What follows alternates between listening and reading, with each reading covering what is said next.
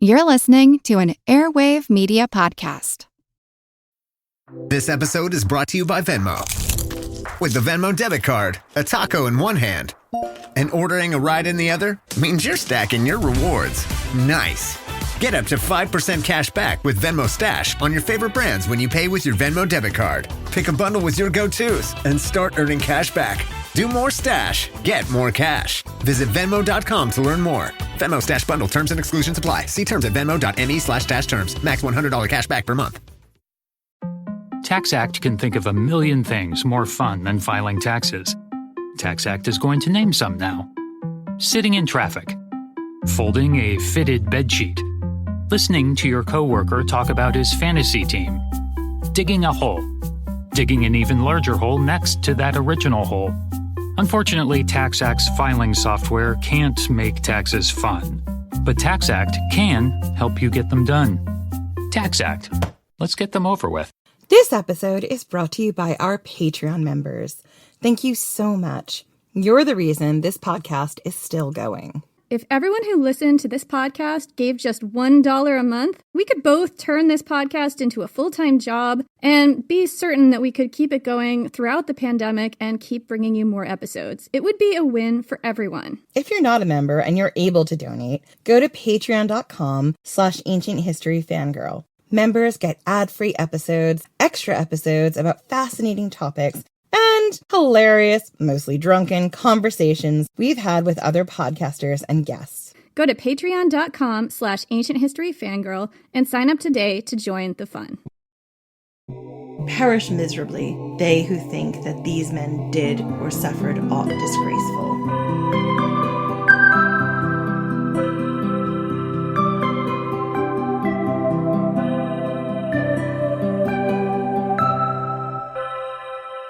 You didn't like the look of this battle from the moment you stepped onto the field. You didn't like the terrain. You didn't like the look of the enemy. Those spears, twice as long as anything you carry. Even from across the field, those flanges look nasty. And now you know they are, and you know you were right, and a great deal of good it does you. Your friends are dying all around you. The world has shrunk down to the clash of metal and the screams of men, and in the crush you can't get your sword arm free. Those spears, you were right, they are deadly, twice as long as a man is tall, with vicious spear points that trap hard in a man's ribs, impossible to pull free. They are thrusting them through your shield wall. They are breaking through your armor, skewering men all around you. Telephus is beside you, and this time he's not smiling. He's fighting for his life, at the very limits of his skill, desperate to hold up his shield, half on you, half on him. He lunges to block an approaching spear. You help him, you get in between, and you shove it aside, and it drives straight into the face of the man next to you. He drops like a stone, screaming. This isn't a battle, it's a slaughter. Quarters too close to fight. Those Macedonian spears too long, they keep the enemy out of your reach. Your commander placed you on the right side, facing the enemy's left, their weaker side, the expected playbook, predictable. But over the heads of fighting men you catch sight of the opposing commander. He's young, just a boy, younger than you were the day you and Telephus swore an oath by the grave of Iolus. You catch sight of the line of his jaw, the formidable weight of his gaze, and you doubt that his is the weaker side. Telephus has fallen. It's a spear in the side, between the ribs. Then the enemy jerked it out again, sending a gout of blood onto the ground. Immediately you drop to your knees, your shield propped up, desperate to keep you both from being trampled.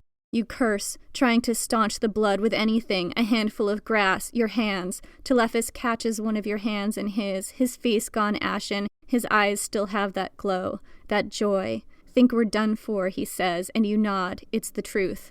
It was a good run, he tells you. I'm glad we did it together. And your hand tightens in his. People stumbling all around you, it's all you can do to keep from being trampled. But it's your men moving off and theirs moving in. Your people can't hold their position for long. The ground that you kneel on is soaked in blood. You expect him to deny, to beg you to save yourself. You brace to refuse, but he only smiles. Come with me, he says. Let's go together to our next adventure. And your hand tightens on his, and you nod, and now it's the enemy all around you, and the enemy's spear coming down straight for the top of your skull. The tip of it pierces your helmet. Your skull cracks beneath the force, pain lancing down to your jaw. Telephus on the day you were chosen, the strength of his arms around you, the ferocity of his pledge, hard by the grave of Iolus, his hand in yours, I swear. This is what you swore to do. Your eyes hold his, and your arms tighten around him, and you smile. You're not sorry. You're not sorry for any of it. I'm Jenny Williamson. And I'm Jen McMenemy. And this is Ancient History Fangirl. This episode is going to be really difficult for me in a lot of places. It's a tearjerker. It is. It's like the end of the Boudica arc or the Spartacus arc. We know what's going to happen. Well, not everyone knows what's going to happen because not everyone's as familiar with this story, So let's not give it away at the... Well, I guess I kind of did with the intro, though, so... You kind of did, and also we did in the beginning with archaeology, but it's fine. Okay, so you know how this is going to end, people. You know how it's going to end, but you don't know how we get there. It wasn't what I was expecting. It's all about the journey. Last week, we told you the story of how the Sacred Band of Thebes was formed. We took you through their first important military victories, victories that depended on the intense trust and love the Sacred Band members had for each other, and proved, through the power of queer love, that the invincible Spartans were not so invincible after all. Yeah, take that, you joyless bastards. They just can't love anything because it's not about the Spartan state. I mean, later in this series, I'm going to cover Helen of Sparta, and I'm sure I will feel differently. But right now, take that, you joyless bastards. Listen, our feels are complex. They change from episode to episode as we deepen our knowledge. But this is going to inform our opinion of Helen, too. I mean, the fact that she blew up her family for love, and she was a Spartan. Think about it. Yeah, but I think she was pre-Spartan. She was before the stereotype. But anyway, we'll get there. Well, she might have been pre-actual even Sparta, because that would have been a Mycenaean territory at the time. So did they have the agoge? Were they a bunch of joyless, loveless war automatons? I wonder if some of that comes from the legend of Helen and what happens when you have the ability to choose. You destroy society. We're going to explore that later about how women's choice is just the end of the world. Women choosing who to have sex with is literally the end of the world. Anyway, we also introduced you to the concept of leagues. The Thebans have been the first to form all the city-states in their area into a kind of super city-state, a league, if you will, that helped them contend with larger powers like Sparta and Athens. Sparta and Athens, who, by the way, had leagues of their own by now, made Thebes disband theirs. They didn't like seeing Thebes get too powerful, and also they didn't like seeing women play baseball. It's a very old League of Their Own joke. There's no baseball in the Sacred Band. There is no crying in the Sacred Band of Thebes. Well, there might be. Those guys were very in touch with their feelings. Again, an old League of Their Own joke. It's really dating yourself, Jen. I know. So now, the year is 371 BC. The Sacred Band of Thebes has defeated the Spartans in some key battles, showing everyone in Greece that the Spartans had been coasting on their reputation for a long time. But Thebes' relationship with its new BFF, Athens, has turned downright chilly, mainly because Athens thinks Thebes is paying way too much attention to its own problems, such as the Spartans still ravaging its countryside, rather than helping them deal with their navy and fight Sparta on their territory and deal with their own problems. Athens was like a super selfish ally. And then, when all three regional superpowers got together to negotiate a treaty, things devolved quickly. With Epaminondas, the Theban delegate, screaming at the Spartan king Agelicius, because that's what we're calling him. His actual name is Agelasaus II. That's what we're calling him. That's what kind of podcast this is. Anyway, so they're both screaming at each other, both accusing the other of atrocities, of obnoxious, hypocritical moral grandstanding, of bullying smaller city-states into joining their leagues, even as Epaminondas and the Thebans flat out refused, to dissolve their Boeotian League again, even though the Spartans and Athenians really didn't like it. So that treaty negotiation ended, as you might expect, in a declaration of war, right? We all saw that coming. Because it's the ancient world and honor was at stake. That's right, Cucullin. I'm taking Cucullin to see the Batman this weekend. Oh, I'm sure he'll love it. The Thebans, led by Epaminondas, rushed home to prepare for war. And to be very clear, this time, things were very dire. They could not possibly win this war. At least, that's what everyone thought. The Athenians, by the terms of the new treaty, could not help them this time. The treaty forbade it, and the Sacred Band might have won a few battles, But the larger effect of those battles appears to have been just making the Spartans really, really mad. The Spartans still outnumbered the Thebans drastically in an all-out war. Everyone expected that the Thebans would be destroyed, their capital city wiped off the map, and their population sold into slavery to the Spartans. Yeah, people were catastrophizing a lot, but Epaminondas was not worried, and here's why. First, the Spartan army looked huge, but in reality its numbers were swelled with men from dozens of different city-states from the Peloponnese, all under Spartan control. These were the Spartan city-states that were in its league. See, at that shouting match that Epaminondas got into with Aegialus at the treaty negotiation, the one where they both accused each other of atrocities and bullying city-states into its league, both men were right about each other. But Epaminondas was more right than Aegialus. The Spartans were worse, its allies were iffier, and Epaminondas knew it. The Spartans had held an iron grip on the Peloponnese since the Peloponnesian War several decades before. Some city-states in their league had joined willingly, but others were bullied, battered, coerced, and threatened into joining. The Spartans would sometimes eradicate the city-states' existing ruling factions and install their own. The city-states who joined had to give up a third of their fighting-age men to Sparta's wars, whether they wanted to or not. Frequently, these city-states had no personal beef with whoever the Spartans were fighting, but they didn't have a choice. And the way the Peloponnesian League was set up, the Spartans easily dominated the decision-making process. The other city-states barely got a say in what wars were fought or anything else. Many wanted out of this arrangement, but the Spartans were the Spartans. One did not simply go against the Spartans unless you had a magical ring. One did not simply walk into go against the Spartans. Especially when you are a much smaller city-state, defenseless and in Spartan territory. Of course, if the Spartan army that the Thebans would be facing was made up entirely of Spartiates, fighting-age Spartan men who had gone through agoge training, then the Thebans would really be in trouble. But Epaminondas believed that the Spartans' army would be bulked up by troops from these other affiliated city-states. These were men who had not been trained in the agoge, who had no personal beef with Thebes, and who didn't even want to be there. His plan was not to fight them if not absolutely necessary. They were to target the core Spartiates only, get rid of the head, and the allies would scatter.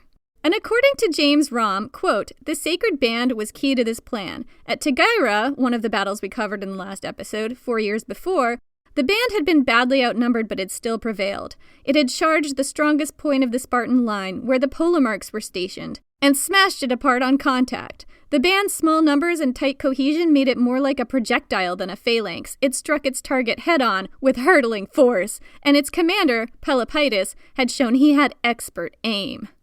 There was another factor here that was working in Epaminondas' favor.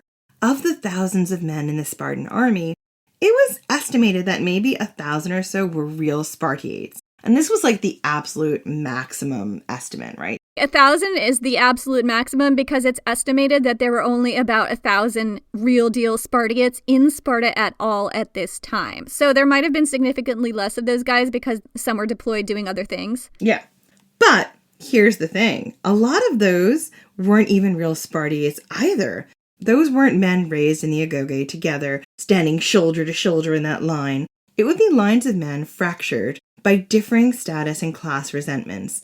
And here's why. And again, we see this as like one of the problems that we had when we talked about the Spartacus War, right? Like how things break down as you get these auxiliaries, these people who are forced to fight, and you get some resentments, man. So here's the thing. The population of Sparta at this time was crashing. At this time period, the population in all the city-states were declining. But Sparta's was crashing hard. I can't possibly figure out why that might be. In the 400s BC, there had been approximately 8,000 Spartiates. That is, fully trained, agoge-hardened Spartan warriors. The real deal. The real deal. With that big dick energy. Now, there were only about 1,000. The cause for this population crash, look, you can all probably see it from space at this point. However, it has been disputed for centuries by historians. Some of it may have had to do with frequent, incessant war, definitely, climate change, and intense xenophobia, so the Spartans did not encourage immigration at all, to put it lightly. But on top of all these things, the Spartans imposed incredibly rigorous standards on who could be considered a Spartan citizen and a Spartiate with full Spartiate privileges and place in the army and all of that. Their system was designed to weed people out, and when they lost someone, that person was not replaced easily because you had to go through agoge training since the age of 7 to be a real Spartan warrior. First, to be a Spartan, you had to be descended from another Spartan, no exceptions. Second, the Spartan state was essentially a totalitarian regime designed to weed out the weak from infancy onward.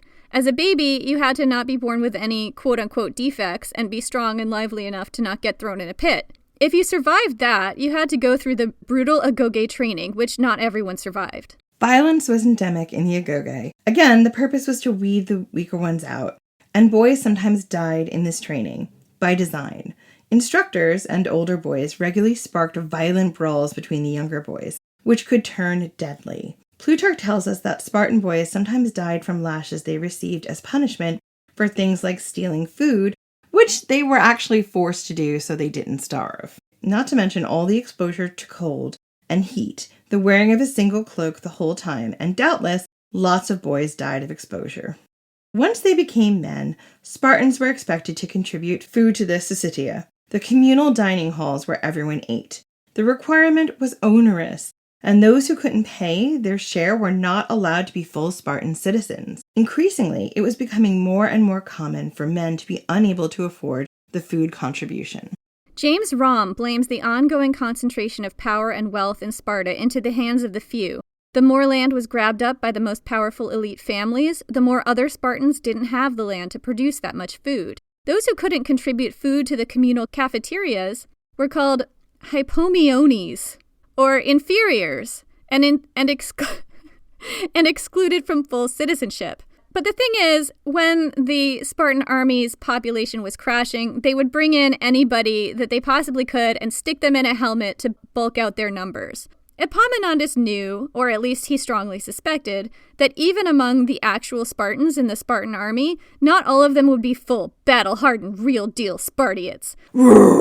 Right. Thank you, Spartan Mom Cucullin. Those ranks would be swelled by people the Spartans considered quote-unquote inferior, quite probably resentful and alienated from the Spartan cause themselves. This includes the hypomiones, the inferiors, as well as illegitimate sons who weren't allowed to become full Spartans either. Those guys were more likely to defect or flee the battlefield or turn on their fellow soldiers or be the weak link in the phalanx. And, perhaps most significant of all, there were former helots in those ranks.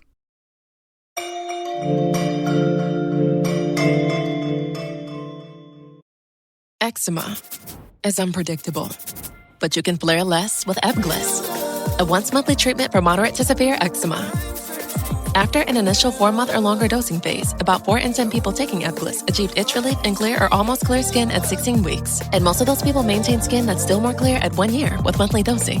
Ebglyss, lebrikizumab LBKZ, a 250 mg per 2 milliliter injection, is a prescription medicine used to treat adults and children 12 years of age and older who weigh at least 88 pounds or 40 kilograms with moderate to severe eczema, also called atopic dermatitis, that is not well controlled with prescription therapies used on the skin or topicals, or who cannot use topical therapies. Ebglyss can be used with or without topical corticosteroids. Don't use if you're allergic to Ebglyss. Allergic reactions can occur that can be severe. Eye problems can occur. Tell your doctor if you have new or worsening eye problems. You should not receive a live vaccine when treated with Ebglyss. Before starting Ebglyss, tell your doctor if you have a parasitic infection. Ask your doctor about Ebglyss and visit ebglyss.lilly.com or call 1-800-LILY-RX or 1-800-545-5979.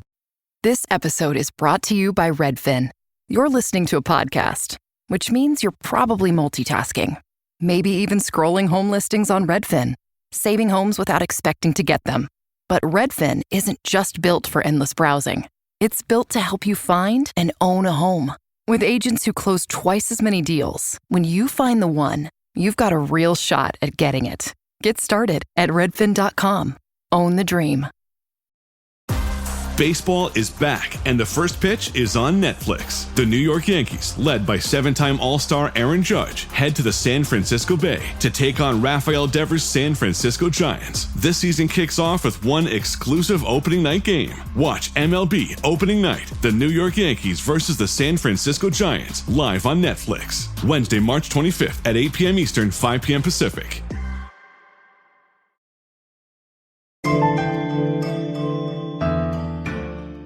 So here's where we need to pause and talk about the helots. These were a huge reason why, when Epaminondas and Agelicious were yelling at each other for atrocities and hypocrisies, both were right, but Epaminondas was more right. The Spartans had a class of enslaved people that they subjugated within their territory, called the Helots. It all goes back to the Bronze Age.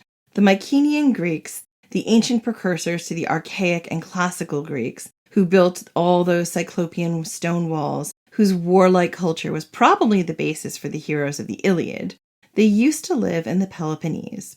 At some point, a Doric-speaking culture from the north invaded and subjugated the Peloponnese in an event that, in Greek pseudo-history, was referred to as the return of the Heraclidae. Historians call it the Dorian invasion. It happened from roughly the 1100s BC. That Doric-speaking culture is largely believed to be the Spartans, who spoke a dialect of ancient Greek called Doric. That was how the Spartans came to the Peloponnese, allegedly. Of course, this is disputed by modern historians. Some doubt it happened like this or happened at all. But the Dorian invasion is one explanation I've seen given for the Helots. According to one theory, the Helots were the original Mycenaeans who lived in the Peloponnese, and when the Spartans came to the area, they brutally subjugated them. Again, this is only one theory. The Helots could have been a different indigenous group, or they could have been ethnically the same as the Spartans, but just divided along class rather than ethnic lines. It's not clear. It's not clear whether the Spartans really did come to the Peloponnese from somewhere else or if they'd been there all along either. They could have been, a Mycenaean upper class who was subjugating this other group. We don't know. What is clear, however, is that there was a subclass of enslaved people in the Peloponnese called the Helots, and the Spartans did brutally subjugate them, according to the ancient sources. The Helots were forced to labor on Spartan farms. They were the ones who provided the Spartan state with food, and made it so that the Spartiates could focus all their energy on being warriors. The Helots also worked as domestic servants. Helot women might be servants to highborn Spartan women. Helot men and boys served Spartan men and boys in the agoge and at war, carrying their weapons and gear. Even when the Spartan population was relatively high, the Helots outnumbered them, sometimes by as much as 7-1. And some historians, ancient and modern, claim that the Spartans' intense focus on warfare, their ferocious need to be seen as the toughest, the scariest, to inspire fear, part, if not most of that posturing, was for the Helots' psychological manipulation. Like the Helots were the audience. Yeah, because if the Helots decided to really rise up and resist the Spartan subjugation, the Spartans were toast, and they knew it. The Spartans lived in constant fear of a Helot uprising.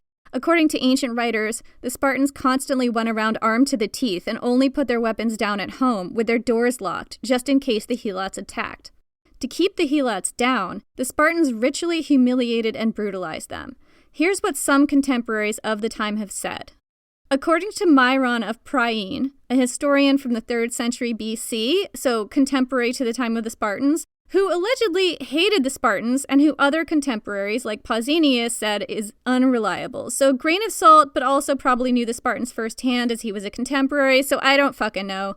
Quote, "They assigned to the Helots every shameful task leading to disgrace, for they ordained that each one of them must wear a dogskin cap and wrap himself in skins and receive a stipulated number of beatings every year regardless of any wrongdoing, so that they would never forget they were slaves. Moreover, if any exceeded the vigor proper to a slave's condition, they made death the penalty, and they allotted a punishment to those controlling them if they failed."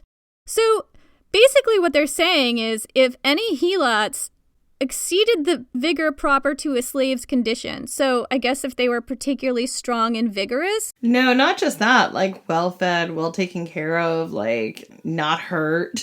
Right, if they were healthy, then they had to be killed. And I imagine here, yes, that's true about being strong and healthy and all that, but probably also mentally if they were smart and clever and not totally servile. Yeah, I think it's kind of that as well, which is just all of this is fucking awful. Fuck you, Sparta. And if you happen to be that person's owner, quote unquote, and you tried to protect that person, then you would be penalized. Yeah, because you were breaking the rules. You needed to show the Helots who was boss at all times. And if you didn't show them, if you treated them like humans and didn't beat them all the time, then you were the problem. Yeah, because you're encouraging a population of Helots that could rise up.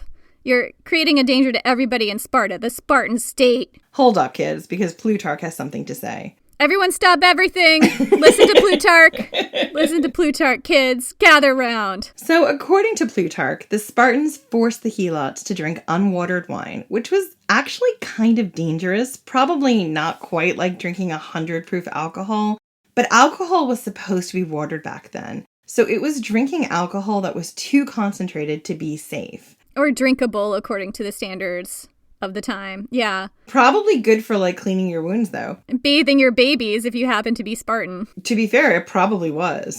So after they had drunk this really strong alcohol that was definitely not safe for consumption if it wasn't watered, although the water definitely had bacteria and other things in it. So who knows? But anyway, then after they drunk this unwatered wine, the Spartans forced them to go in the Syssitia, the public cafeterias, and made them sing humiliating songs and dance embarrassing dances so that the children might, quote, see what a drunken man is. Do you remember when we were kids and there were the don't do drugs special presentations? Was it like Dare or something? Dare, yeah. It's like if they went and found someone from outside, shot him up with some drug, non-consensually, and brought them into the classroom and made them do embarrassing dances and sing embarrassing songs so the kids would not go on drugs. I mean, essentially, it is forcing someone to humiliate themselves so that children can laugh at them in the most awful way possible because the Spartans were really disgusting.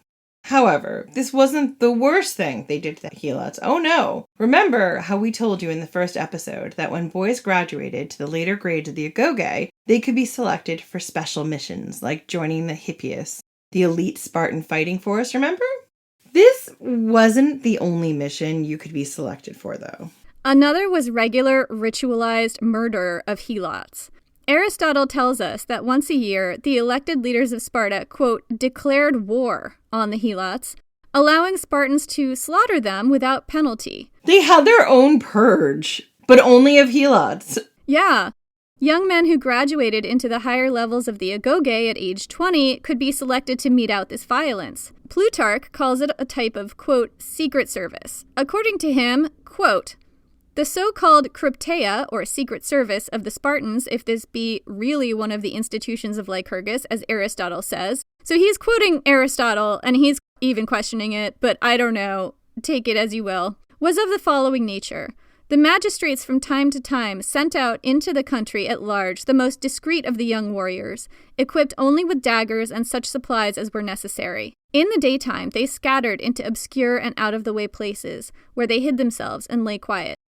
But in the night, they came down into the highways and killed every Helot they caught. Oftentimes, too, they actually traversed the fields where Helots were working and slew the sturdiest and best of them. So the Spartans made a practice to regularly kill the best, bravest, strongest, or smartest of the Helots, just to keep them in line. And this is mentioned in a lot of ancient sources. Yeah, we question, what Plutarch was saying. He kind of equivocated, but he's not the only place where this shows up. It does show up in a lot of places, including sources who are contemporary to the Spartans of this time. This kind of massacre of Helots could be done either in secret or right out in the open. So according to Thucydides, around 425 BC or so, the Spartans orchestrated a large event where first they hand-selected about 2,000 Helots. They judged the bravest, smartest, strongest, and best. They promised them that they would free them. They set wreaths on their heads and led them through the streets to the temples in a procession. After that, they simply disappeared them. And Plutarch tells us, quote, a little afterwards all disappeared, more than 2,000 of them, in such a way that no man was able to say, either then or afterwards, how they came by their deaths. Helots were sometimes made to serve in Spartan armies, though, in the army. Sometimes they could even be emancipated for good service, although this varied quite a bit, and if the service was too good, the Helots might be killed for getting above themselves. This is quite iffy here. They were sent into battle more lightly armed than full Spartans, of course. But some did serve as full hoplites or Spartan foot soldiers, and they were needed to bulk up those numbers because the Spartan population was, as we've said, crashing.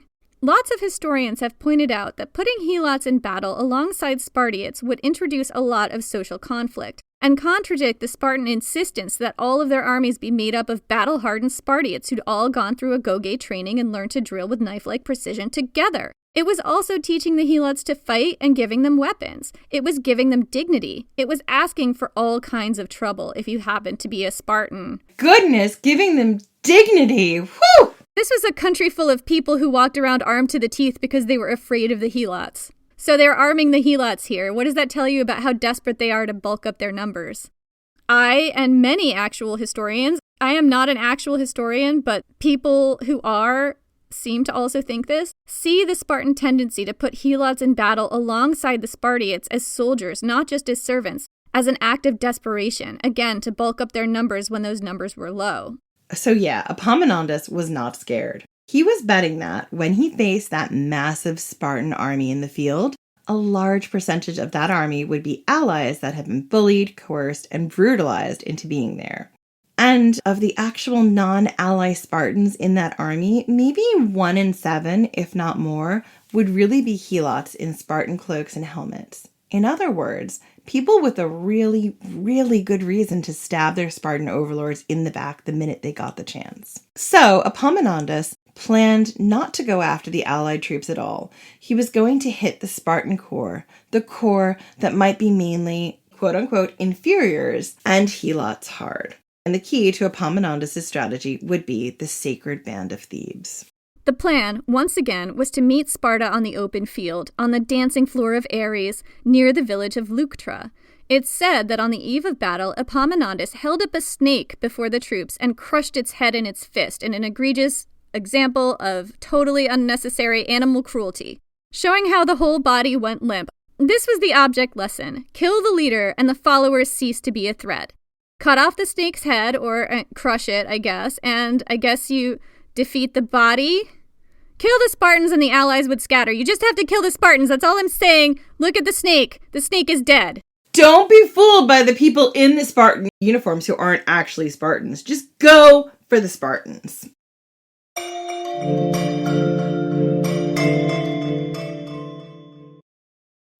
Lululemon's performance-driven fabrics and designs are made to help you feel great, so you achieve more on the mat, in the gym, or on the trail. So it only makes sense to bring that innovation to your everyday life, too. Introducing Easy 5 pants. Dynamic, structured, unrestricted. Easy 5 is the brand new 5-pocket pant, raising the bar on everyday performance. Lululemon, athletic innovation for everyday life. Shop now in store or online. Picture this, a curve in the road, a change in plans.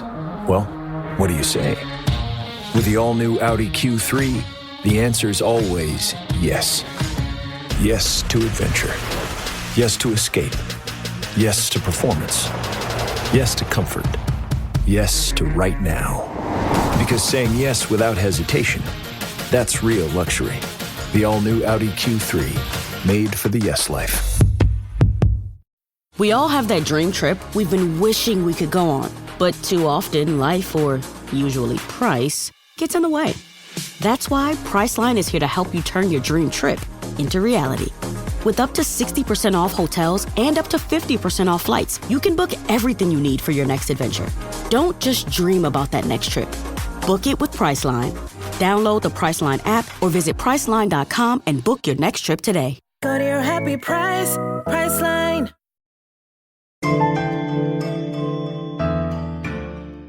The date was 371 BC. Not long after that peace meeting, quote-unquote, which definitely devolved into war, Epaminondas, Pelopidas, and the sacred band arrayed themselves on the battlefield to meet the Spartans in open war on the dancing floor of Ares.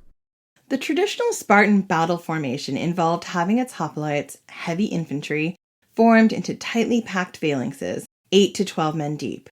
The Spartan king, Cleombrotus, the younger one, the less experienced one, who felt less personal beef with Thebes, took up a position on the right flank, where Spartan leaders traditionally fought. With him was the Spartiate section of his army. He strung out his cavalry in front of the line, a deviation from the standard strategy. Once again, the Thebans were vastly outnumbered, so they had to be smart. Epaminondas knew that the majority of the elite Spartan forces would be concentrated on their right side, or his left, because stage right, stage left here. The rights and the lefts can get confusing, and it does remind me of my time as like a theater kid, like stage right, stage left. Wait, which right is this? Who's left? Who's right? And if you screw it up, you die. It's not that you just miss your cue. But anyway, so he knew that the really elite forces would be on the side with their king. That's how the Spartans always fought. That's the right flank. The right flank is where you put your stronger side. That would be your left if you're looking at their right. We'd be dead so fast on this battlefield. Just because we'd be struggling with rights and lefts.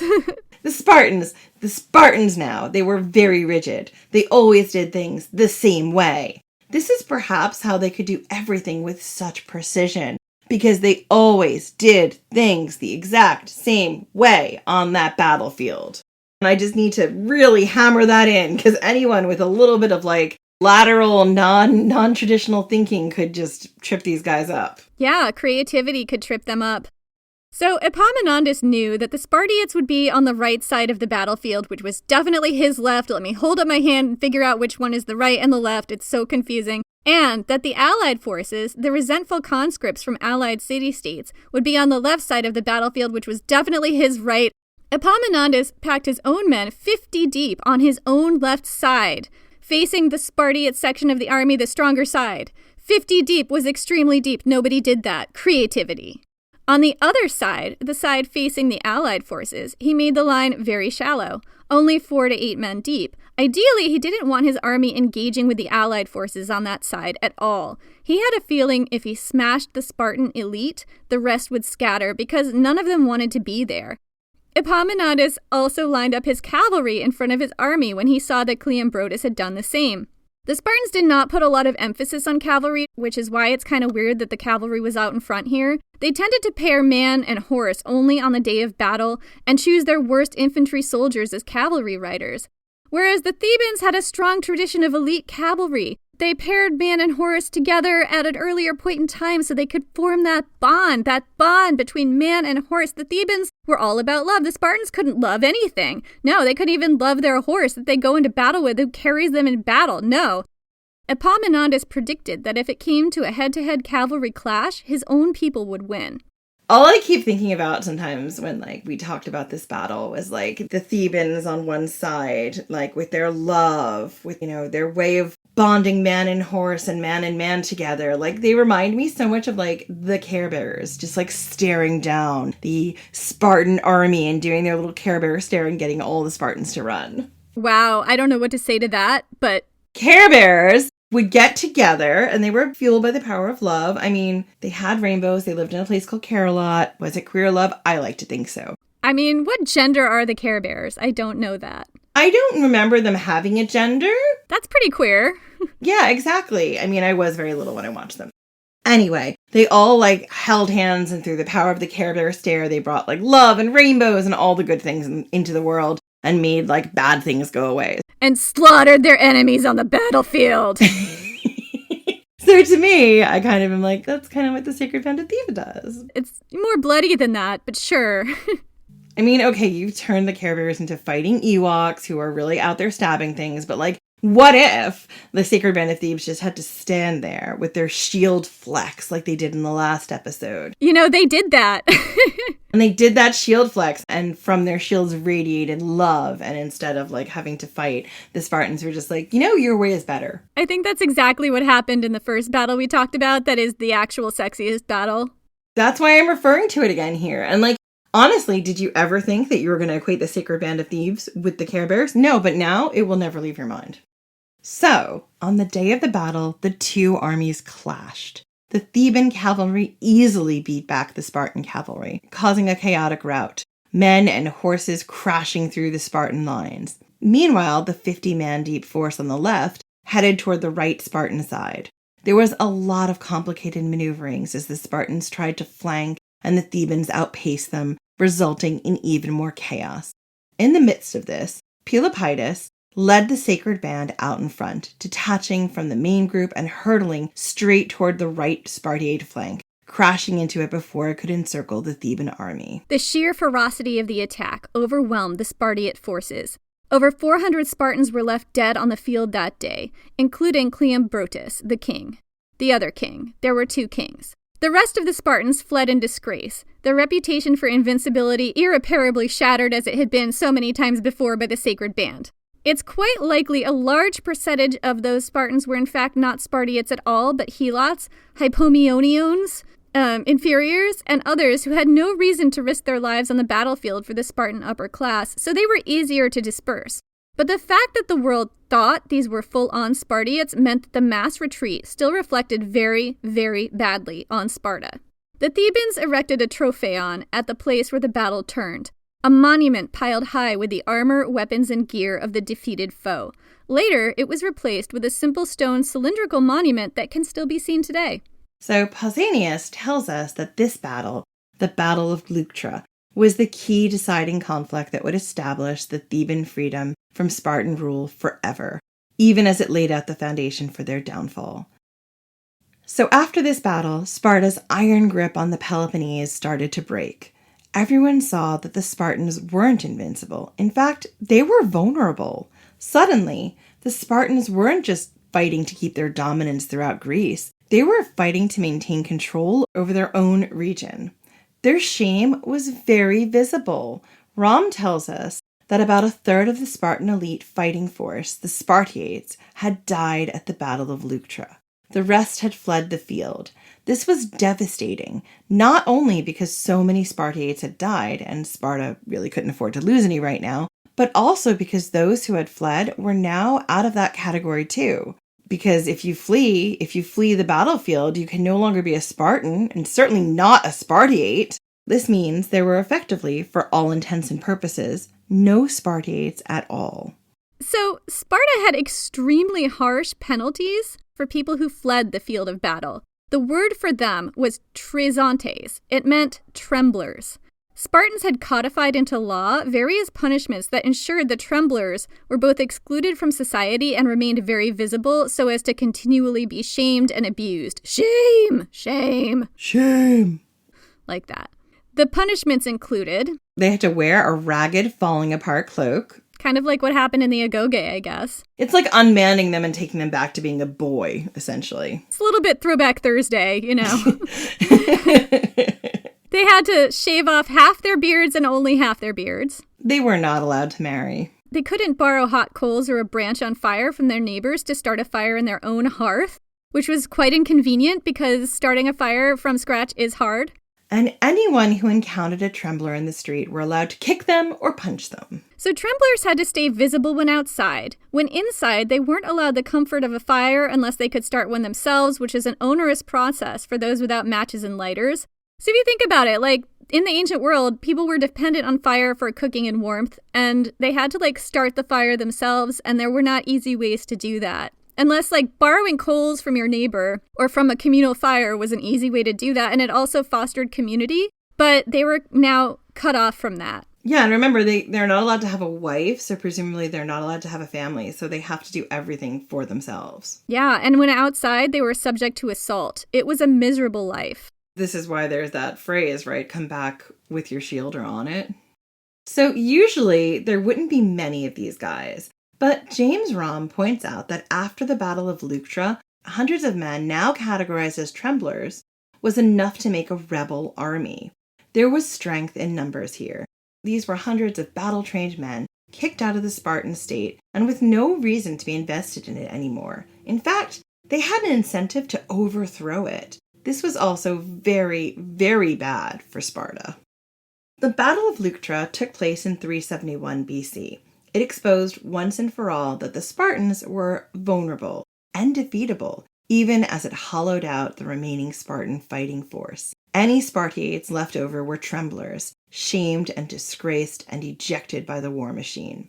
Sparta was no longer in any fit state to dominate Greece. It couldn't even dominate its own helots. That left a power vacuum in Greece, and everyone knows that chaos loves a vacuum. 33 years passed before the next battle we're going to talk about in detail, and those 33 years were very eventful as the remaining city-states warred for power and territorial control with upstart warlords who had accumulated large followings. Those wars were full of battle, intrigue, political maneuverings, hostage takings, backroom dealings, egregious bribery, and betrayals. I mean, all the things we live for here on Ancient History Fangirl. City walls were torn down, treaties were shattered as soon as they were signed, and at least one battle broke out during an Olympic Games. The Sacred Band was at the forefront and counted many wins as well as some losses. Athens abandoned Thebes as soon as it was politically convenient and joined Sparta to fight against the Thebans, but Sparta was barely holding it together at this point. As the Spartans struggled to control their own homeland, their own helots, all the people they were supposed to be subjugating in their own territory, new players, as we've said, emerged in the power vacuum throughout Greece, including a few upstart new leagues and some very colorful independent warlords, who I'm not going to go into detail on, but if I did, it would make a 13-episode arc. One of them was named Dionysus, Jen. It all goes back to Dionysus, the disruptor. I can't guarantee that he's the fun, drunk, queer warlord, but maybe he was. I'm sure he's not. He was probably just an asshole like the other ones. Probably. I mean, Dionysus is a common name, or was a common name, but it just reminds me of, like, Mithridates, who took Dionysus as his patron, and Spartacus, and, like, just love the idea that, like, upstarts and revolutionaries. I mean, he saw himself that way, but I don't know that he necessarily was a revolutionary so much as, like, just an asshole. Yeah, probably just was an asshole. You know, it's the ancient world. Everyone was an asshole. Exactly. Anyway, a lot happened in these few decades of ancient Greek history. In 338 BC, 33 years after the Battle of Leuctra, the playing field had changed. Pelopidas, the epic commander of the Sacred Band, was dead. He died in 364 BC, about 26 years prior, in a suitably epic fashion on the battlefield. Epaminondas, commander of the Theban forces as a whole, was also dead, just 2 years later, also on the battlefield. So this is where Philip of Macedon comes into the story. Yes, we're talking about Alexander the Great's dad. So about 30 years ago, starting at the age of 14, Philip had been held hostage in Thebes due to various political maneuverings. While there, he became a lover of Pelopidas himself, the famed leader of the Sacred Band, and learned a lot about how the Greeks made war. So later, as king of Macedon, a kingdom in northern Greece between Thessaly to the south and Thrace to the north, Philip began to involve himself in the upheaval further south. He was one of those new players who found the power vacuum the Spartans left behind just a little too tempting to resist. Originally, he was coaxed into the conflict by the Thebans to help them fight their enemies, but he quickly turned this into a pretext for conquering all of Greece, which he more or less did by 346 BC, although the furiously independent city-states were not willingly on board. Ultimately, it was opposition to Philip's dominance that forced all the other city-states, Boeotia, Athens, the tattered remains of Sparta, such as it was, to put aside their vast mutual resentments and unite against him. It was the Athenians, according to some ancient sources, who deliberately provoked open war with Philip of Macedon, going against a treaty they held with Philip by attacking allied regions. Philip marched south to tame the fractious city-state. He took his 18-year-old son with him as kind of a father-son activity, take your kid to work day. Yeah, it was all about that bonding. Yeah. His son's name was Alexander. That Alexander. Yes. Philip marched south with approximately 30,000 infantry and 2,000 cavalry, an intimidating force. But the Athenians were not alone. After decades of war and rivalry, the Thebans and Spartans stood with them, and forces from other city-states as well, bringing their number to roughly the same as the Macedonians. Among them was the Sacred Band. The united forces of Greece met Philip and his Macedonians at Chaeronea, a city in Thebes, and like the Battle of Leuctra, the way the battle lines were arrayed was significant here. They did have a city name that is close to Carolat. It is close to this is, yeah. Coincidence? I think not. You see, I've proved my thesis now. They really were Care Bears, or proto-Care Bears. Proto-Care Bears. If any of our fans out there would like to draw the Sacred Band of Thebes as Care Bears, I would personally be so happy. That would be lovely. Please do it. So, okay. Conventions of the time said that you should put your strongest forces on your right side, facing a weaker force on your opponent's left. In previous battles with the Sacred Band, Epaminondas had put them on his left instead, meeting strength with strength. hurling the sacred band in a densely packed projectile, like a spear, straight at the opposing army's strongest side. That's what he'd done at the Battle of Leuctra, and it had worked. But by now, Epaminondas was long dead, and the new leaders weren't that creative. The sacred band was placed on the right side, facing what the Thebans thought was the Macedonians' weak side. See, in this battle array, King Philip was on the right side of his own battle line, so not facing the sacred band. He was facing the Athenians on the other side of the army. This is about where you'd expect a king in the ancient world to be with his army. If you happen to be in a time machine and you go back to the ancient world and you're on a battlefield and you want to know who's got the strongest line, wait, right, left, oh my god, I'm dead. You're dead. I'm so dead. So anyway, this is about where you'd expect a king in the ancient world to be with his army in the strongest position with the strongest forces on the right-hand side of his own forces, stage right. On the left side, facing the sacred band, Philip had placed his son, the 18-year-old Alexander. This was his first real battle. So he's got a real desire to prove himself. And he's just 18. He wouldn't have even graduated the agoge yet. Or he would be too young to even join the Sacred Band of Thebes because they started him at 20. Yeah, but here's the thing, Jenny. He's not Spartan and he's not Theban. He's Macedonian. This is new. This is something new that Greece hasn't faced in this way. Yeah. So in past battles, the Sacred Band had hurled themselves at the enemy, getting right out in front, at the front of the front lines, striking an aggressive blow that left the opposing force's strongest side in tatters. That's how they won their battles. But this time, it was Alexander leading that aggressive charge. He got right out in front with his own elite fighting force, hitting the Theban line like a wrecking ball. Alexander was gunning for the Sacred Band. According to John Rom, quote, "To him, they were the head of the snake, the emblem of Greek defiance. Lopping off this head might paralyze the rest of free Greece." Sounds a bit familiar to what happened to the Spartans by the Sacred Band. No snakes have been harmed in the recording of this episode. Ancient sources tell us of how Alexander's forces stripped away the layers of men between the Sacred Band and his spears. Finally, when all the others had died or fled the field who could, the Sacred Band fought on, surrounded on all sides by Alexander's army, steadily hacking them to pieces. Alexander's infantry carried long, heavy spears, the sarissa, a new innovation in the Greek world, much longer and heavier than the infantry spears that came before. The sarissa was about 13 to 20 feet long and made of cornel wood or cornelian cherry. This wood is so heavy and dense that it sinks in water. The sarissa had leaf-shaped spears, sharp enough to pierce straight through an enemy shield, and a heavy bronze butt that could be used to anchor the spear to the ground in the face of a charge. James Rom, in his book, The Theban Sacred Band, which is excellent, which I will absolutely link to in the show notes, James Rom paints a picture for us of how this day went down for the Sacred Band. I included this entire quote, which has to do with the archaeology of the skeletons that were uncovered in the massive grave of the Sacred Band, because I just think it's so vivid, and I wanted to share it with you. This book is really, really good. It's called The Sacred Band, 300 Theban Lovers Fighting to Save Greek Freedom. It's one of my major sources for this episode. You should definitely read it.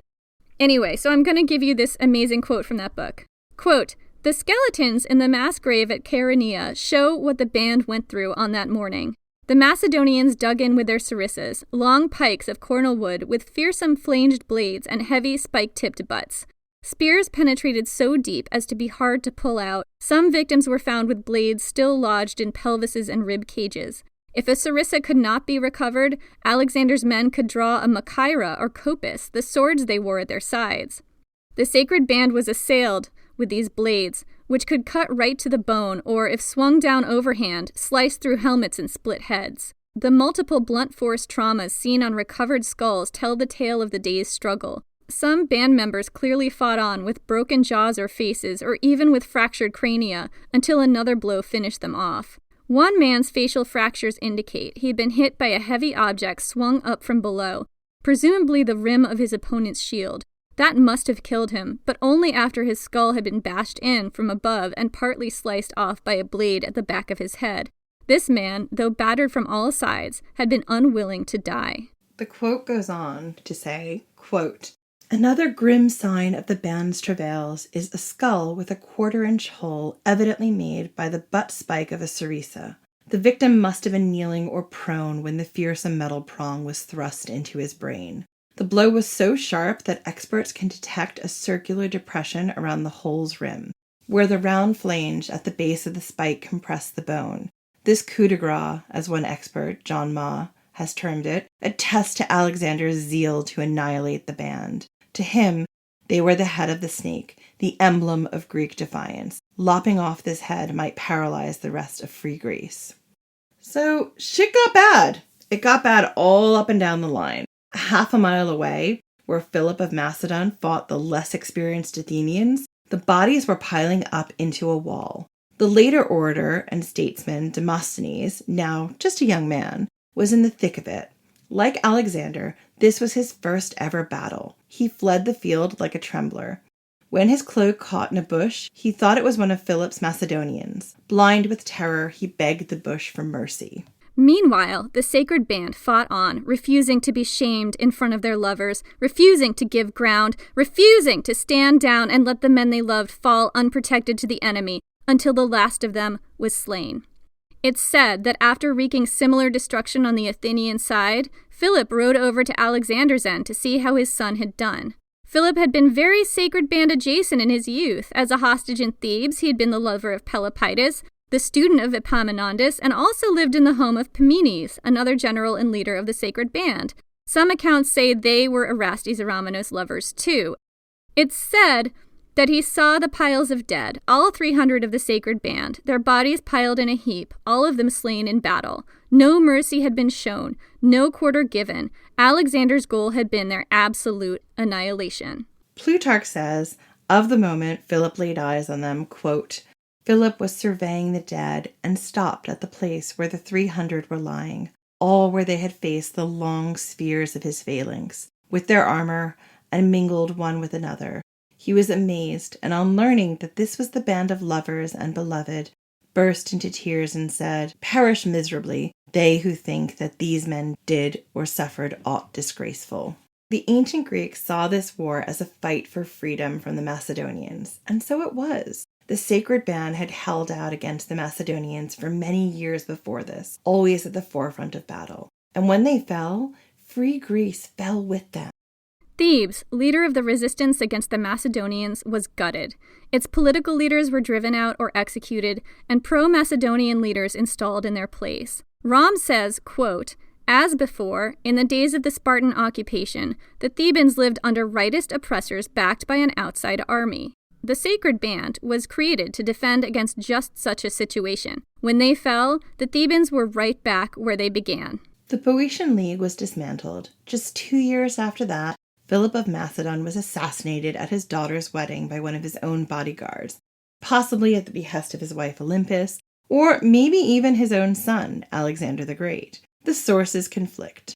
Meanwhile, the sacred band stayed buried under the earth. The world moved on. Their exploits were forgotten. And it's here, amidst the smoking ruins of a battlefield soaked with blood, the sacred band dead and gone, the world moving on without them, that we return to the story of Iphis and Ianthe. In our first episode on gender rebels in the ancient world, we talked about how the ancient Greeks erased queer women by denying them a place in story, in mythology, in the cultural lexicon. There wasn't a name for women who loved women. There weren't myths or heroines or poems or images, with the exception of Sappho. In the story of Iphis and Ianthe, Iphis, in Ovid's telling, a girl who had been raised as a boy, was in love with another girl, and believed that in all the history of the world, no woman had ever loved another woman. She saw herself as a monstrosity of nature, an exception to the natural order. While you can also interpret Iphis as a transgender man or a non-binary person, the fact remains that women who loved women were erased in the service of redirecting women's sexuality exclusively toward husband, family, and state. Then came Jesus and his woke for the time exhortation that men be celibate except in marriage too. Christianity sought to redirect men's sexuality in the same way women's was redirected, toward the family alone. Of course, there were competing societal norms and values, and this has never been perfectly followed. But it was what they were trying out. But in the centuries and millennia after the fall of the sacred band, long after ancient Greece and everyone in it was dead and buried, Christianity embarked on a similar mission, to erase the stories and existence of queer men. After centuries of Christian homogeny and relentless straightwashing, later historians and translators tried to strip all trace of homoerotic passion from the classical stories and writings they admired so much. By the 1800s, depending on where you were in Europe in the time period, this is mainly about Western history, homoerotic love was widely criminalized, and many male writers and thinkers we know today to have been attracted to other men were in deep cover, hiding their passions and feelings. There was no name by now for homoerotic passion. Just as the Greeks had once done to queer women centuries ago, so Christian sensibilities did to gay men in later times, stripping them of their heroes, their mythology, their stories, and leaving them alone in the dark, with themselves, with their nameless love, with Iphis. But in 1818, a gentleman scholar, George Ledwell Taylor, an architect, happened to stumble, literally, or actually his horse was the one that stumbled, on an amazing discovery, the remains of a giant statue of a lion near the town of Chaeronea. When fully excavated, the lion was found to be about 20 feet tall, sitting on its hind legs. Beneath it was a mass grave containing 254 male skeletons laid neatly in 7 rows. These skeletons had clearly suffered violent deaths.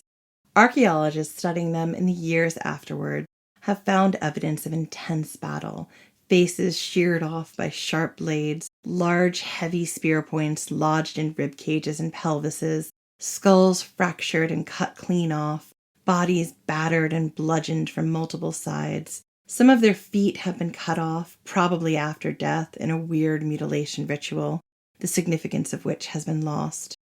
But perhaps most tellingly, the men were buried in pairs, some of them with their arms linked to another, others holding hands.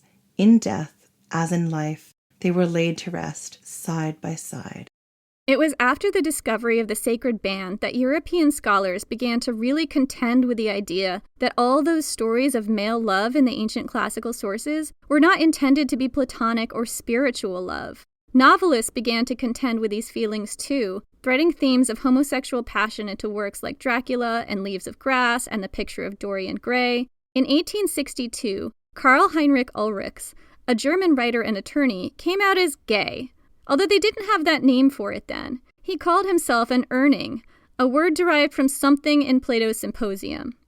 Thousands of years after their death, the sacred band emerged from their graves again, fierce and dauntless, proudly holding hands, to show people a heroic picture of homoerotic love that was undeniable, that would not be straightwashed, that was strong enough to overcome centuries of Christian erasure and criminalization and shame.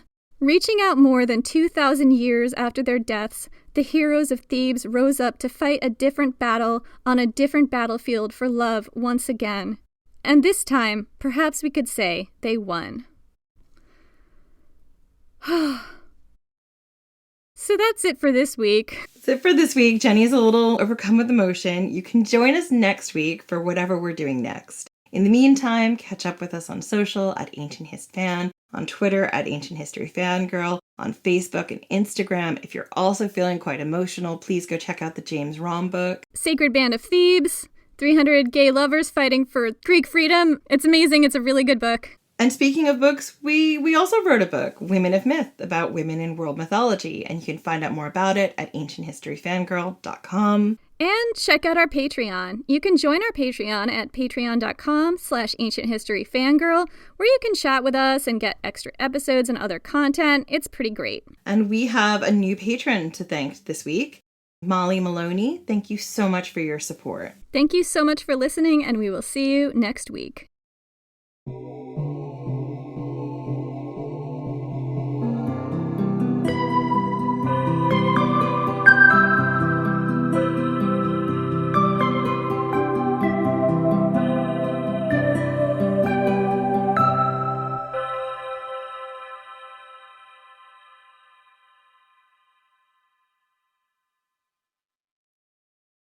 It's tax season, and at LifeLock, we know you're tired of numbers.